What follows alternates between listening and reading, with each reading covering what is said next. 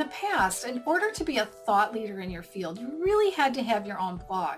Now, some people set up a blog on free blogging software, some bought a domain name and then pointed to the blog, and others paid a hosting company to host their blog and had their own little site. Now, the problem with all that was, unless they did their metadata behind the scenes of their website or blog really well, someone using a search engine and typing in topics that were the same topics that their blog was about wouldn't bring up their blog on the first couple pages. And like all of us, we don't want to search more than a couple pages of search engine results. So it was just hard to be found and hard to be seen, and they had to spend a lot of time letting people know about their blog. What if I could tell you about a way that you can be a thought leader in your field without creating a blog? Well, there is, and those articles that you're going to write as a thought leader are much easier for people to find. I'm going to show you next how to do it. If you want to be a thought leader, you've got to be on LinkedIn. And I think most of you already are. So if you don't have an account, get one and connect to as many people as possible.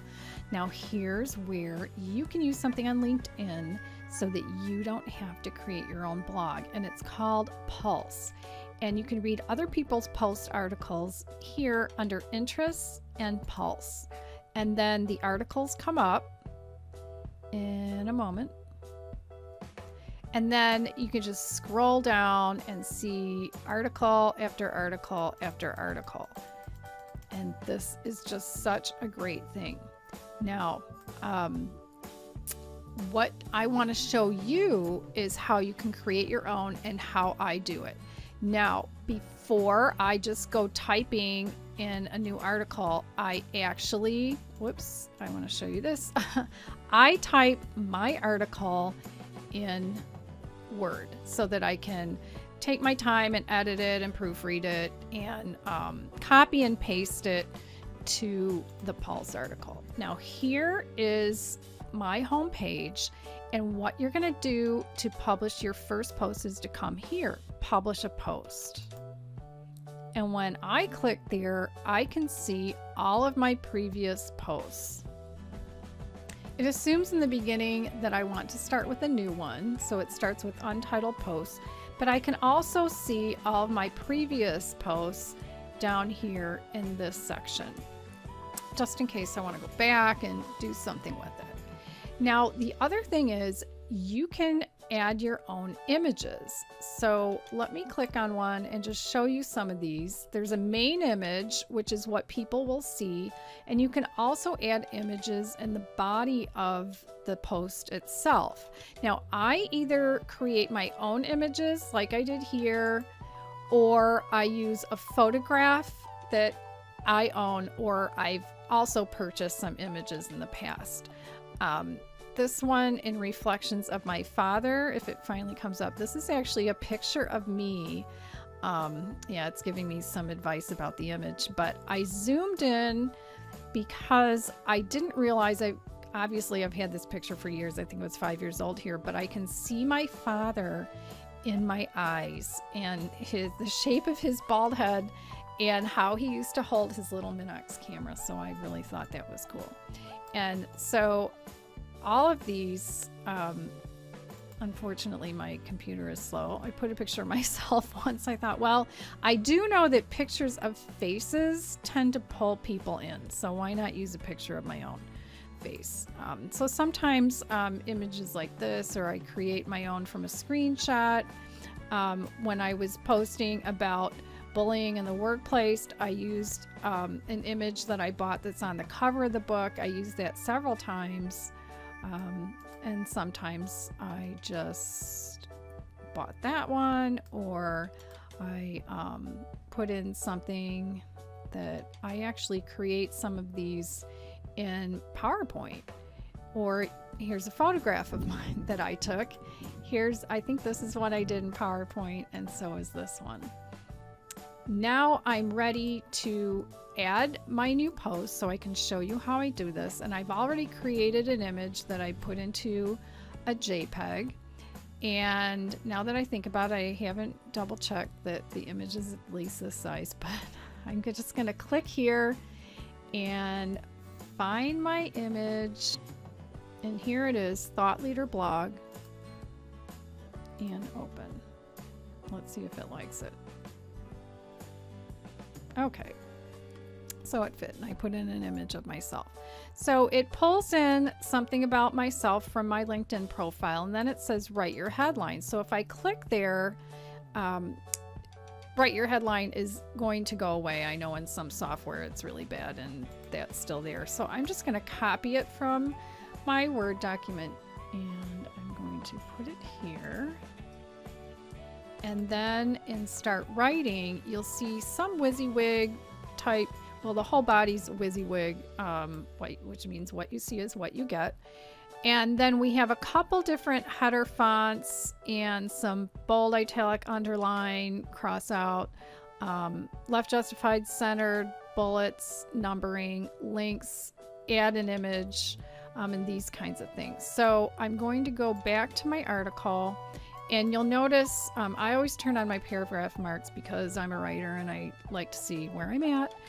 And I believe in this software, you can tell I do this a lot, if I put a space in between here, then between paragraphs, then I'm going to have extra, and then I'd have to take them out. So let's see if I do this, and I'm going to go all the way to the end, if it does what I want.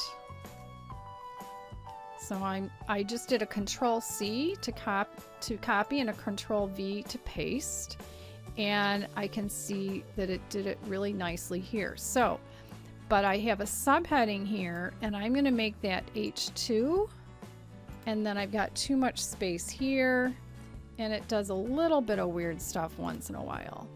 So now that took that away because it's WYSIWYG-ish.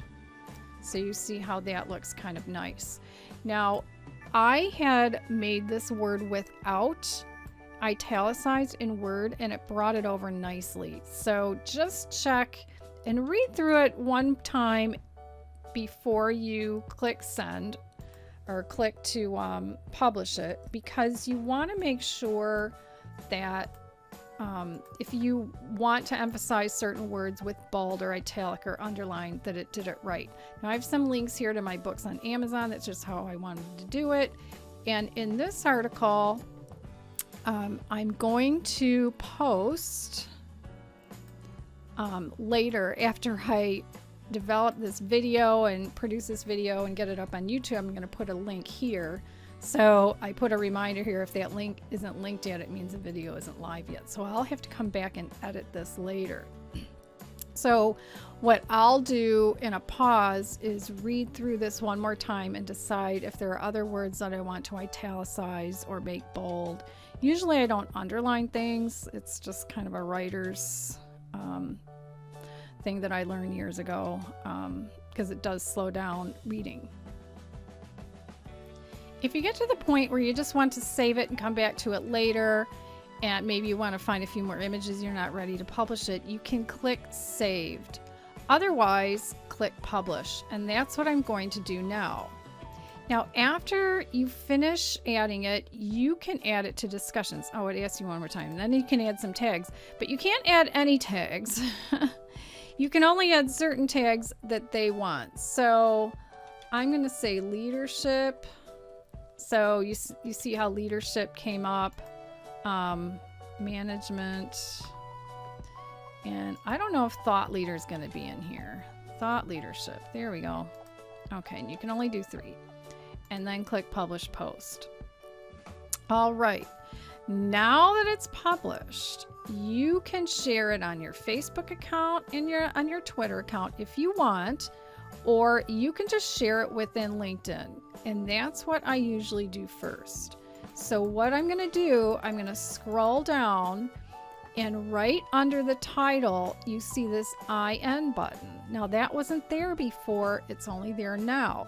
And this is what you're going to use to add it to discussions, to possibly even send it to certain groups you belong to, and it'll pop up in their discussions. And you can also send it to individual people you're connected to. So that's what I'm going to do next. So I'm going to click this IN button and a window is going to pop up. And I'm going to bring it in the center so we can all see it. So now it's saying, oh, you want to share an update. Well, yeah, okay, let's do that. And I can share it with the public or with connections. Well, you know what? I'd rather share it with the public. So I don't know if the whole, so that means if somebody clicks on Pulse, they're going to see all the articles that were public. So I can do that first. And if you want, you can share an update or mention someone using the @sign. That's what it says here. Share an update or mention somebody using the @sign. And I'm going to say check.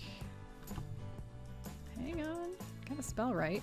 Check out my latest post. Not latest post on Pulse. Okay, those are not people. And I'm going to say just share.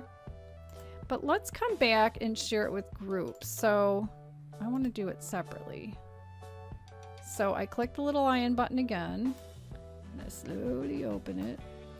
And let's say I want to post to groups. Now, this is not a great feature because I would like it to list all of my groups and I just want to put a check mark next to the groups that I want it to go to. But let's say I want to call it Be a Thought Leader. And if I wanted, I could add detail. But in the groups, what I'm going to have to do is go alphabetically. So I can say A. And it's like, well, I don't want to share with any of those. B, no, C. See what I'm saying? There's one that I manage. We changed the name recently. Is it W? Yeah. West Suburban Chicago Career Transition. So I'm just going to put it in this one. Because sometimes other groups, they don't like you sharing your own articles. They don't mind if you share other people's articles on topics of interest to whatever their group is about, but they don't like you doing this.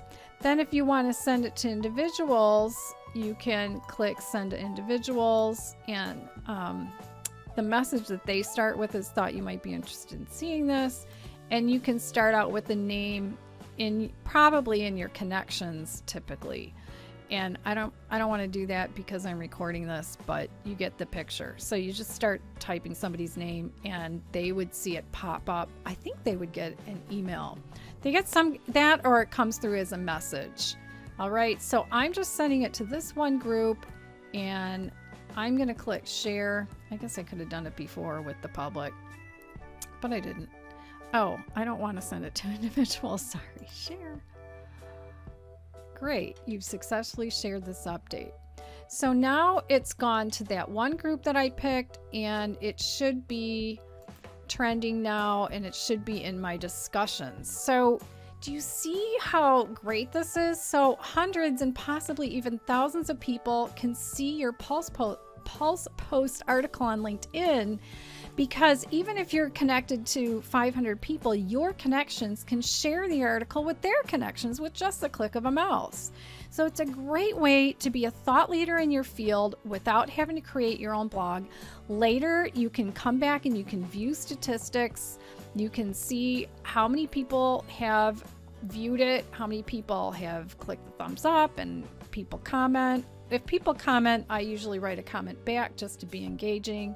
So what are you waiting for? Get set and write your first Pulse post article and be a thought leader in your field. Thanks for watching.